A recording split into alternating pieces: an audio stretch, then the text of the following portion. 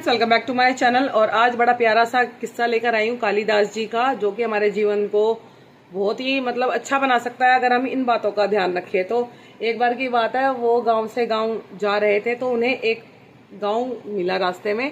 वहां पर एक स्त्री क्या कर रही थी, कुएं के पास पानी भर रही थी। तो उन्होंने जाकर उससे पानी मांगा। तो स्त्री ने पूछा कि भाई तुम कौन हो? तो कालिदास जी ने कहा मैं मेहमान हूँ। तो उस स्त्री ने उत्तर दिया कि मेहमान तो इस दुनिया में सिर्फ दो ही हैं, यौवन जवानी, और एक धन जो कि बस आता है और चला जाता है। फिर उसने बोला कि मैं सहनशील हूँ। कालिदास जी ने उस औरत को जवाब दिया मैं फिर सहनशील हूँ। तो उसने बोला सहनशील आप कैसे हो सकते हो? सहनशील तो धरती और पेड़ है, जो कि इतना कष्ट इतना दुख सहकर भी फिर भी बने रहते हैं और हमको छाव देते हैं रहने के लिए, संरक्षण करते हैं हमारा। तो सहनशील तो धरती और पेड़ है। फिर उसने बोला मैं हठी हूँ, मैं जिद्दी हूँ।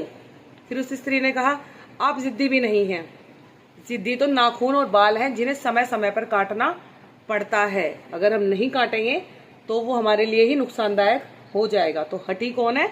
नाखून और बाल। फिर उसने बोला इस हिसाब से तो मैं फिर सबसे बड़ा मूर्ख हूँ। तो उसने बोला नहीं, सच्चा मूर्ख वही है जो अयोग्य राजा की झूठी तारीफ करे और उसको खुश रखे, चापलूसी करे और सही गलत का फर्क ना समझे। तो मेरी नजरों में मूर्ख वो है। तो उसने इतनी सारी चीजें सुन के क्या करा, कालिदास जी ने उस स्त्री के पैरों में गिर गए, उनसे समय याचना करी कि देवी मुझे माफ करे।